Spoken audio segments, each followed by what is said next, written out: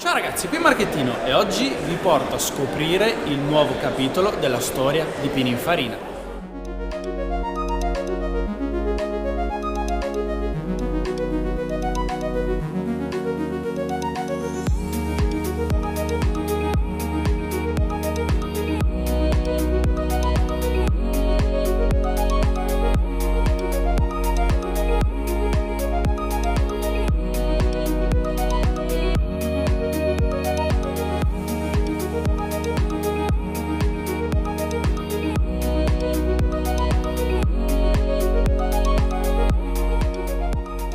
Allora ragazzi, adesso siamo a bordo di Battista insieme a Luca Borgogno, direttore design di Automobili Pininfarina, perché ci vuol parlare un po' di questa macchina che è veramente incredibile.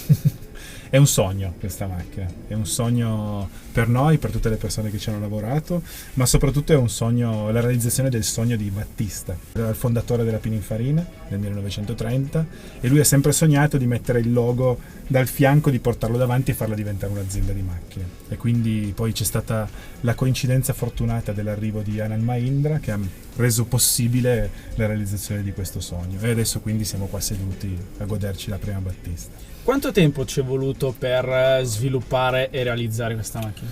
Beh, il progetto è partito 1 anno e mezzo fa, più o meno, dall'inizio con degli schizzi e delle idee un po' pazze e poi tramite 1000 peripezie come tutti i buoni progetti siamo arrivati a questo risultato, la prima concept car marciante che presentiamo al pubblico stasera. Insomma. E non rimane solo concept, ma l'idea è proprio quella di venderla al pubblico? Assolutamente sì, ce ne saranno 150 che saranno divise un po' per tutto il mondo, 50 negli Stati Uniti, 50 in Europa e 50 così nel resto. Quindi la rarità di questa macchina sarà sempre molto forte. Ci piace dire che è come conoscere Picasso prima che diventasse famoso, insomma, perché abbiamo comunque l'idea di far diventare questo marchio molto importante nel mondo dell'automotive. Beh, direi che il background e l'importanza ce l'ha già. Questa Sì, come sì, certo. prima macchina creata da Automobili Pininfarina, le aspettative sono alte. Sì, beh, certo. Beh, le aspettative sono alte, ma abbiamo anche parecchia carne da offrire, quindi si parla di una macchina che ha quasi 2000 cavalli, 1900 cavalli.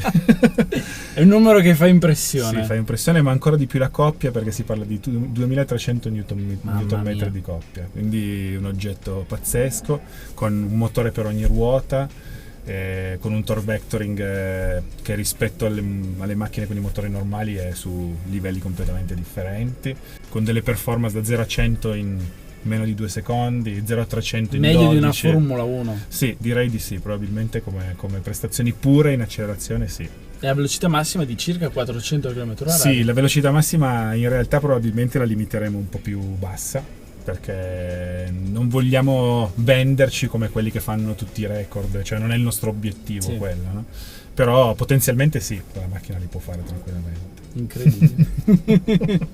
Beh, devo dire che in termini di design è una macchina che fa molta scena. Quando sono entrato nella stanza, appena l'ho visto, subito ho pensato wow. Ah, boh, meno male. Questa è una grande news. Era un po' l'effetto che cercavamo. Quindi, direi che è perfettamente riuscito. Sì. Quando è che pensate di produrre i primi modelli venduti ai clienti? La prima macchina sarà data ai clienti a fine 2020. Fine 2020, forse inizio 2021, proprio inizio così. Adesso stiamo partendo con la realizzazione dei primi prototipi marcianti che faranno i test su strada.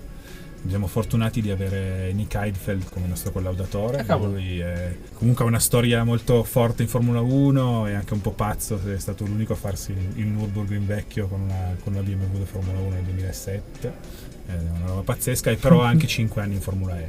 Quindi è un certo, c'è anche l'esperienza per poter sviluppare e capire una macchina così. Sì. E poi è innamorato del brand, quindi questa è una cosa, un mix perfetto. Io con le macchine elettriche sono ancora le prime armi, però se volete una prova se vuoi volentieri. Con questi numeri molto volentieri. Sì, anch'io la vorrei fare sinceramente, prima possibile, quando me la lasceranno guidare. Oggi siamo tutti agitati, quindi ci sarà. Vedo che c'è molto movimento e molta agitazione. Sì. Speriamo in bene. Anche perché voi immagino che una volta presentata stasera la macchina sarete molto curiosi e anche ansiosi di vedere come reagirà il pubblico di fronte a questo modello. Sì, certo, c'è da dire che in realtà l'abbiamo già portata parecchio in giro, perché già da qualche mese che la facciamo vedere in vari dealer in giro per il mondo, e quindi molte sono già state prenotate, e questa è una cosa molto positiva per noi. Però è chiaramente la prima volta che la facciamo vedere al grande pubblico, quindi certo. sì, è un po' il lancio non solo della macchina ma anche del brand, no? Quindi c'è tutta una serie di cose che certo, devono andare dritte. Perché in termini di design questa azienda e questo nome ha decenni di esperienza, però per quanto riguarda la creazione di macchine questa è la prima. Esatto. Ieri è stato un momento storico perché per la prima volta questa macchina si è mossa ed è stata la prima macchina di automobili Pininfarina a muovere le ruote. È quindi, emozionante, immagino. Sì, mi immagino di raccontarlo a mio nipote un giorno.